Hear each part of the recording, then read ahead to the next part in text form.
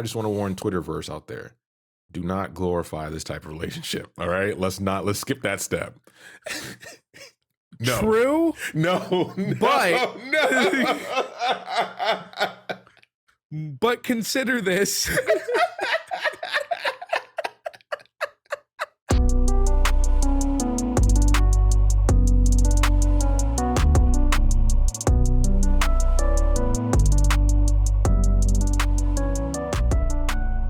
Welcome to Casuals of Runeterra Arcane recap for episode 7. I'm your host Ryan, here with your other host Hedge. The hype train has no signs of stopping. We rock and rolling, baby. Always. We're back. You see, we made a promise and we kept that promise. Act 3 is out. We wasted no time. But housekeeping up top, right? We gotta get that out there. As always, listen to us everywhere. Visit us at podcastcore.com for all of our info and follow us on any of the platforms you prefer and listen to us on any of the platforms you prefer. And then you can send an email to us at podcastcore@gmail.com. If you have any questions, anything you want to say, anything you want us to read out on the podcast. But please leave a like, follow, and a short review / comment wherever you plan on listening. But the easiest way is to tell at least one friend to riot for justice by listening to the Casuals of Runeterra podcast. Okay, that got me. I was waiting for an echo pun, but yeah, we finally get to see the riots. Exactly. And leave it to Riot Games to give it in good flavor, Yeah. So, echo pun. Listen, so we'll get right into it. The Boy Savior is the name of the episode. All right.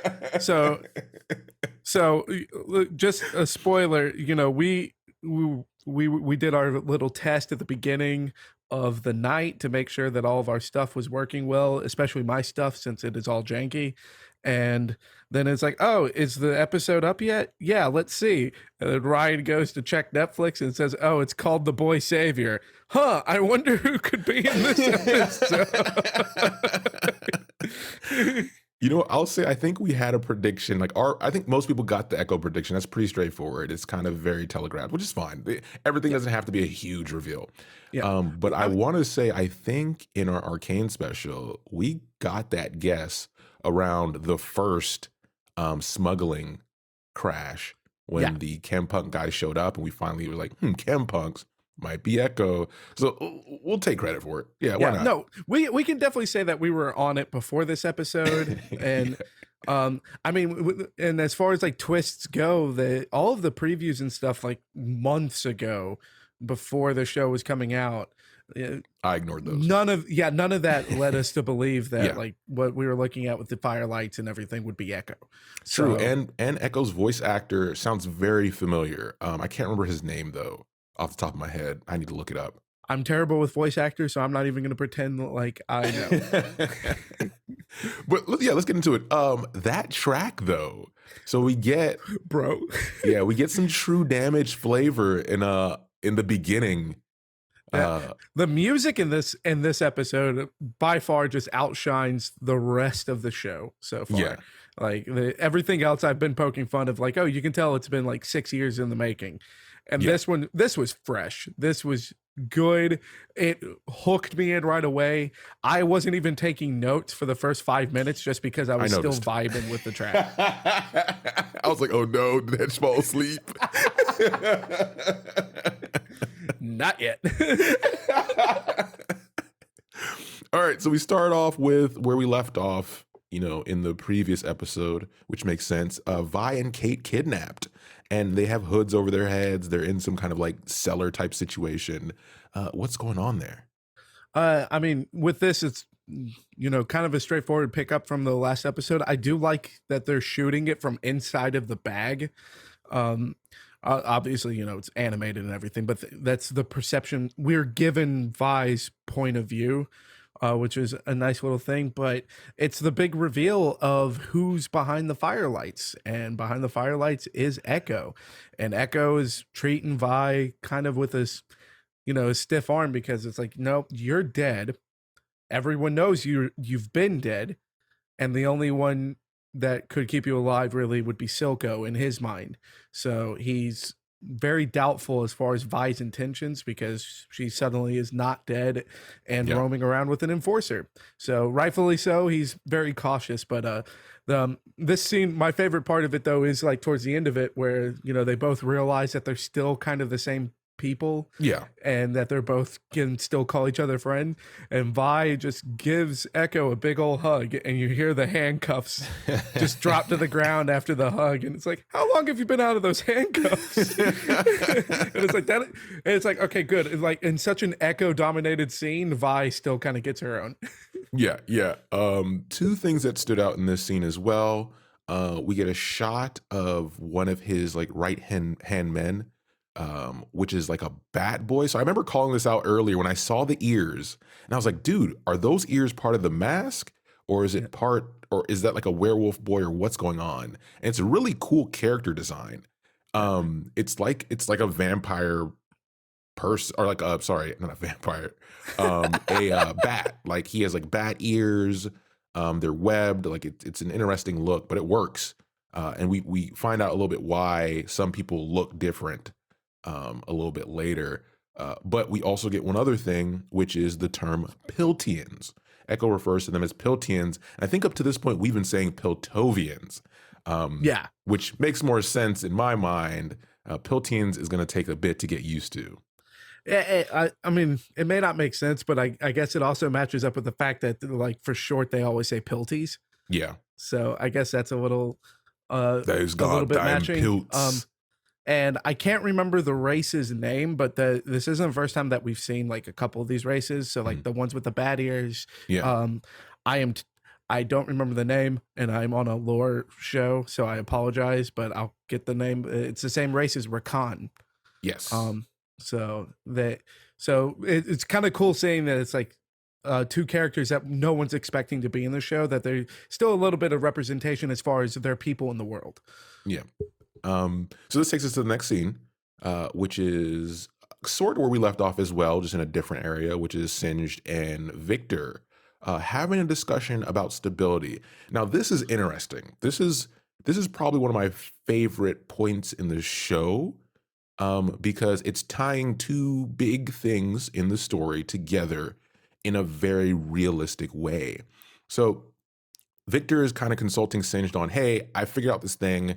You've always told me about this, evolution, and I just can't figure it out. And he was like, well, have you thought about Shimmer? And to Victor's mind, up to this point, which I wasn't really paying attention to, is Victor and Jace don't know much about Shimmer up to this point. The only person that would probably have the most knowledge on Shimmer that's topside is Kate. So when it comes to Shimmer, he said you can use Shimmer as essentially a steroid to help you withstand the impacts of the Hextech core accelerating your biology. And he's like, oh shit, yeah, that makes sense. And it does. I mean, obviously it's still fantasy. There's still but it makes sense in this world, and it draws really closely to how things are used in medicine, right? Yeah, like I love that you made the connection with medicine, because my immediate thought is like Eastern medicine with Western medicine, and we're only now really getting to a point where we're seeing some areas of medicine mixing in there as far as for the benefit of all, but a lot of times it is clashing, and we get to see that as far as with Hextech and Shimmer throughout the whole of the show so far.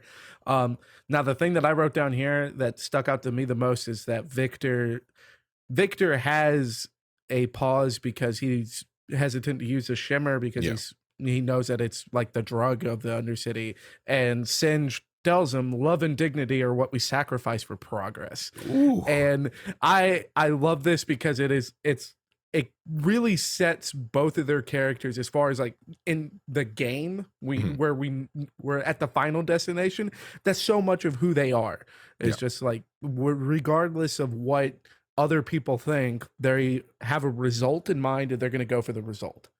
And everyone else get out of the way because I must prove this hypothesis. Yeah, and while saying that, he mentions that this is one of the reasons he no longer works with Heimer. And that's an interesting little tidbit before we bounce to the thirst trap scene with shirtless Jace in a forge, getting his workout on, sweating up a storm, looking broody. I like we've said before that Riot knows exactly what they're doing, and this won't even be the last time we say it for this one episode. Riot knows what they're doing. If you're not into 2D characters yet, please consider. But outside of, the eye candy, the points that are important here are two things, which is Jace mentions he got a hold of one of Jinx's grenades and he's having a hard time reverse engineering it because he doesn't want to kill himself. And that's an interesting note because Hetch has mentioned in previous episodes that, which was a good comparison, that Jinx is kind of a parallel to Victor when it comes to engineering prowess and being able to do and tinker with things. They're different angles, but they're both impressive at that level, which later down the line will make sense again when he brings it to Victor and what Victor does with it. But the other part is Mel essentially reminding Jace, hey, we kind of had a deal. We got Heimer out. You're the head of the council. We need you up there, which is kind of scary when you think about it because this is all happening really fast on purpose. We'll get there. But think about where Jace was a couple of episodes ago and now being the head of a council. Yeah, he's overwhelmed. His personality's taken a hit, a huge impact. His morals, his views, everything this is the most he's had to deal with in his sort of privileged life up to this point. It is the most he's had to deal with in his privileged life, and I'm pretty sure in the show timeline, we haven't made it to day 3 for the poor bastard yet. So yeah, he's got a lot on his plate. But I mean, this definitely still holds a feeling that Mel is kind of keeping him on target because of what she's invested so far. Yep. It's more about her at this point. Yes. But at the very least, their physical intimacy is on point. So he's still getting in there. This takes us to Soko talking to Slavica, right? Am I remember saying that correctly? Or is it Sylvia? Yeah, Savica. Yeah, I think it's Savica. Okay. I would have to go back to like another episode's notes. So, Savica, it's if we're wrong, it's because we're recording this as soon as we can. We'll get sleep and fix it later. But it's an interesting conversation because it's around Jinx, right? And Silco's actually wavering on, is Jinx still as useful as I think she is? And it's funny that she is now taking the side of Jinx, where in the past she used to be like, oh, Jinx is a waste of time, blah, blah, blah. She's like, no, listen, sometimes when somebody cares about somebody, they have fights, but she'll come back. And I thought that was a nice, character growth for her based on everything that's gone on up to this point. Yeah, and I think a big part of it is also that it's like, look, as long as I'm not working with her, I have no problems with you having your kid. No beef, yeah. But don't put me in the same room with her. I think that's anybody. And we get a good reason for that. Oh, what's up? I want to be in the same room. Oh no. With the Jinx that we're getting now. No, don't listen to him, folks. No. It's the crazy eyes, Bri. This is the sickness. No. This is a sickness. So this takes us to, a good reason not to be in the same room with her because we get a shot of Jinx in her little dwelling and there's like blood and we start to get that Jinx style scene cuts with frame skipping and stuff like that to make it feel more hectic. And dude, it's one of those moments where not so much a panic attack, but kind of a mental moment where she's trying to piece everything together and trying to get a hold of her own sanity, but while also nursing a wound and just stapling it without it reminds me of, I don't know if anybody's ever heard of this, but when it comes to like tattoos and stuff, there are certain people that have a type of addiction to the tattoo process because the pain helps them cope with things, right? I mean, that kind of goes with brain chemistry. A lot of the chemicals that pop up with pain are received by the same receptors in the brain that receive the chemicals that process pleasure. Yes. So it's a very thin line that they're dancing here, but Riot does a great job here as far as just really showing that it's like she's falling apart. Yeah, and the staples are keeping her together. And it's ironic that it's like she's stapling herself back together while we're seeing her psyche just disappear at this point. Right. Still, slow clap, man. Slow clap. Slow clap. We then transition back to Echo and Vi. We get a shot of this giant tree that's underground, and a giant tree house, naturally. But we have all the Kempungs kind of having their own community in this space that seems healthy, especially for the underground space. And Echo mentions that a lot of this is the result of Silco playing God, right? With Shimmer, getting Shimmer kind of out there and about, and it's starting to affect the environment around them. Yeah, I like this scene because it really shows that Echo, or at least the people of the lanes, they still don't have all the pieces together. They just know that Silco's got the pockets, so it's connected to Silco. But they don't know all the details of how Silco is getting all the Shimmer out to people. So, you know, it gives the vibe of like a true resistance there. And then also it's like, okay, the big important thing here is that Powder's gone. Powder's gone. Like, that is the biggest point of the scene, is him trying to communicate to Vi to give up on Powder. Yeah. But now one of the notes I wrote here is that all of Zaun, or at least all of the lanes, is just built on memorial walls. Yeah. Like, that's the foundation of this whole place. So sad. Everywhere you look, there's just a memorial, and it's like, oh, there's so many dead. It sucks, man. And this then takes us, like, from this moment of showing the resistance, which is a good transition, into the rioting on the bridge. And we find out when Jace is talking to Victor, who mysteriously pops back up. He's like, "Where were you?" He's like, "Don't worry about it." But Victor's like, "What is all this?" And he's like, "It's a blockade and I ordered it." And it's like, oh no. And in this conversation, we're starting to see, again, Mel's influence and Jace looking kind of fascist. I mean, he's basically looking at Victor and like, you have to stay away from you people. Yeah. And he's like, I am you people. What does that mean, bro? Like, not cool. Yeah. And never cringe on Maine. This is finally like the beginning to like the fallout of their relationship. Yep. Because in the lore, it's never said that they were tight friends. It was always just stated that they respected each other's minds. So this show is really showing that they were tight. Like, even with Victor giving in with the Shimmer, he's telling Singe that, no, Jace will trust me. And as soon as he says that, he's now at a blockade, not telling Jace what he's doing. Like, no, mind your business. Yeah. Because you people, both have their own. Yeah, both have their own things going on, and like you made a good point. They're starting to keep secrets from each other, which in any good relationship is a bad thing. So the funny thing is, we go to a scene now that in my head I only thought about Hedge, so I'll let him talk about it because this is some gang shit, and Hedge loves this stuff. Gang, I love it. So we finally get to see a council scene, except this time it's in a council in Zaun. So it's very interesting to see that we kind of have, quote unquote, a governing body, but really this is more just a meeting of the family heads. And so now it's like all of the made men are showing up, and Silco shows up and it's like, okay, I didn't call for this meeting, so why are we here? And at the point of the scene, unnamed person's like, we don't trust you. This blockade's bad for all of us. So we think that someone else should be in charge. And Silco's response to that is gassing them, like straight up poisoning the whole council pretty much. And then while he's gassing them, starts handing out gas masks saying, look, I've got you out of this before and I'll do it again. And so the only guy that we get named is the guy that called the meeting, which is Finn. And he's like, okay, Finn. All right, it's time for you to shape up or shut up. And then Silco just kind of leaves. And, you know, the dawn of the families has spoken. The Godfather's word is absolute.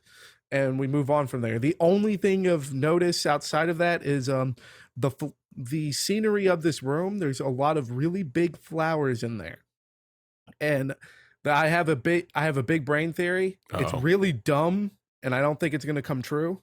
But my big brain theory is that Mel is actually Karina from the Runeterra card game, who is a mastermind villain, and she uses flowers. Just saying, she uses plant life to poison her enemies. And we're seeing all this massive plant life there. We all know that these Godfather types have got connections to the Pilties. Yeah. I don't think this is real, but I like my right. theory. I like my theory. I'm having fun with my theory, so I'm throwing it out there. And speaking of Mommy Mel, we do get to see her again in a quick scene where she's at this, I think this is in her room or something that kind of oversees the city. We get a lot of shots with her there. And she's handed a letter with a seal on it. And also told by her not her advisor, but like her assistant that, hey, it might be time. Sorry? I said her aide. Yeah, her aide. That it might be time to get Jace to kind of, go through with the plan. And she's like, he's not ready yet because it's only day 3 in our mind. What do you mean in our mind? It's only day 2 on paper. This onboarding process should never be used by any business. Just if any corporation is looking at this is too fast. Hey, you know what? Your orientation went really great. So how about you run the whole show? You've got the weekend. Don't call us. So this takes us back to, Echo's resistant hideout. And it's kind of his next interaction with him and Kate. And it's interesting because you obviously can tell Echo has no contact. Remember, even at a young age, he doesn't really have any contact with Topside. So he has his own prejudices. He's like, she's from there. We can't trust her. Vi's like, she's fine kind of thing. And he says, you know what, Vi, I trust you. So I will only help her get back Topside safely. But after that, I'm kind of washing my hands of this.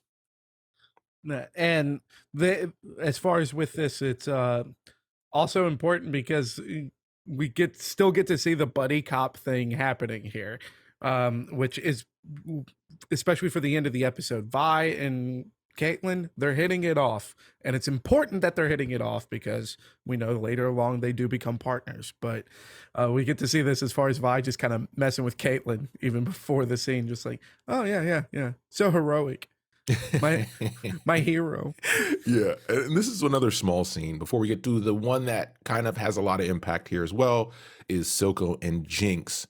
And Silco's in his office. Jinx shows up like she usually does on her own accord, but she's extra unstable right now. And yes, Silco, Queen. Sorry? Yes, Queen. No, stop. And she's extra unstable, and Silco's actually kind of off kilter here. Seeing her like this. And this is one of the places where this is where we start to question how genuine Silco is, right? Because he's kind of capitalizing on how unstable Jinx is and how insecure she is at this moment. And he's trying to tell her, I'm your family now. I'm the one that cares about you. But we still don't know if it's manipulation or if he really does feel that way. Because, when he killed Vander, when all that happened, it did impact him negatively. Like he did feel, and that's what makes Silco such a good character as this villain bit, is that you kind of are never sure if his motives are genuine at any moment, right? Because he goes from mod boss to these Jinx scenes that feel genuine, but she also isn't all there. So is he taking advantage of her? It's a good conundrum to have in a drama, right? Yeah. And her unstable behavior really helps reinforce that it could be genuine because she's straight up stabbing him. Yeah. And he's still just almost patiently working with her. Yeah. And like, if this is a manipulative bit, he's really all in on it. Like, give the man an Oscar. And I just want to warn Twitterverse out there. Do not glorify this type of relationship. All right. Let's skip that step. No. True. No. But no. But consider this.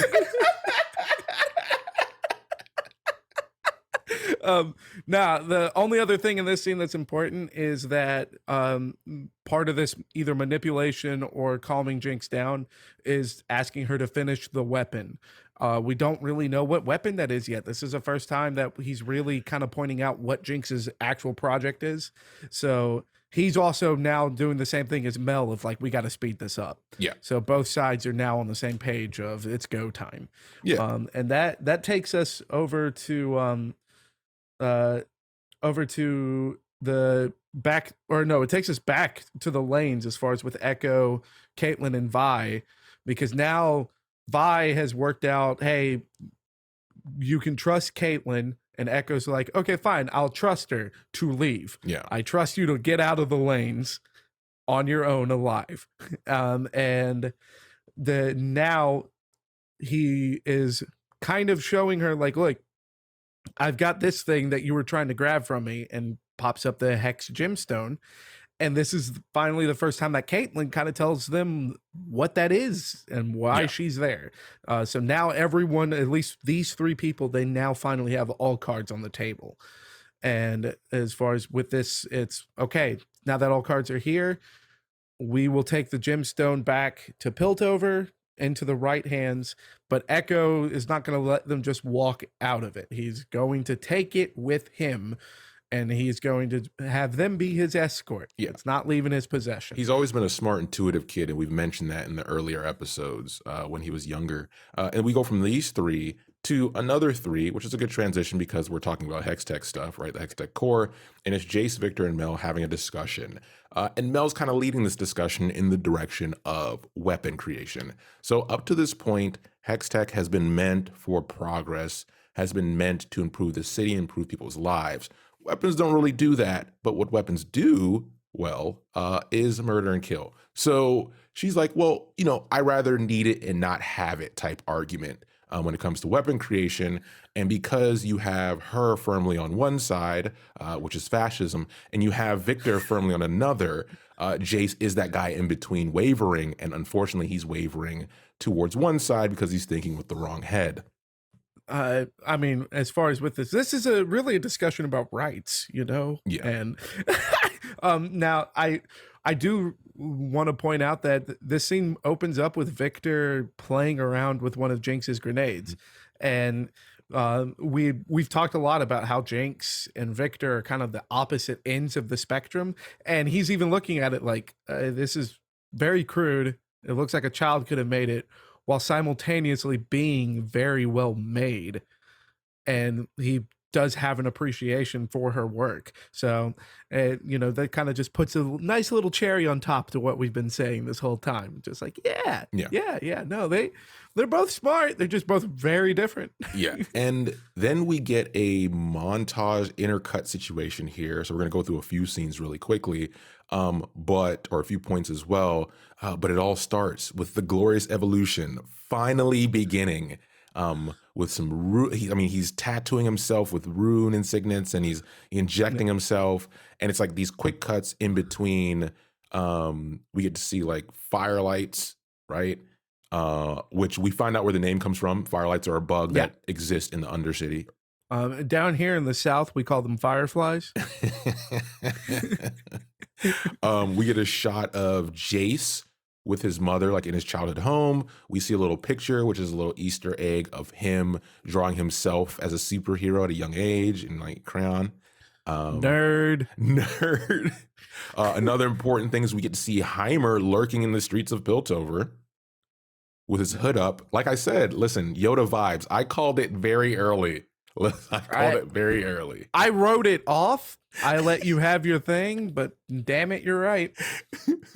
And then we get the ending part of this kind of intercut scenes with the glorious evolution continuing, where it's kind of showing you what it's doing to him, which is it's really cool how they swap between all these visual elements. It's a little bit of an overload, but it's meant to get you in a heightened state mentally before we go into the next scene.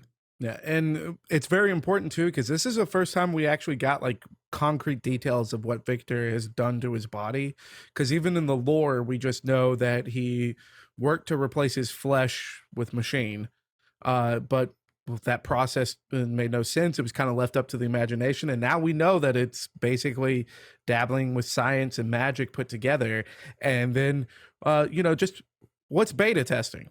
Nah, just go ahead, shoot up some shimmer, and Go in, all right? Like, who cares if we only got one shot at this? So Yeah. take it. But we get to our climax of the episode here. We're on the bridge. We're on a bridge, and we're starting to see all three of the group together heading towards topside. But Vi has this conscience, and she splits the party. Which, listen, D&D players never split the party, right? If you're one of the feral D&D players, such as myself, always split the party. So she decides she wants to go back and try to find Jinx, while Echo, she's like, you can take care of it, Kate's fine, whatever. But right at that moment, we do get we get Jinx watching this from above, and she's seeing the interaction, the care that Vi has for Kate, and then we get Marcus showing up.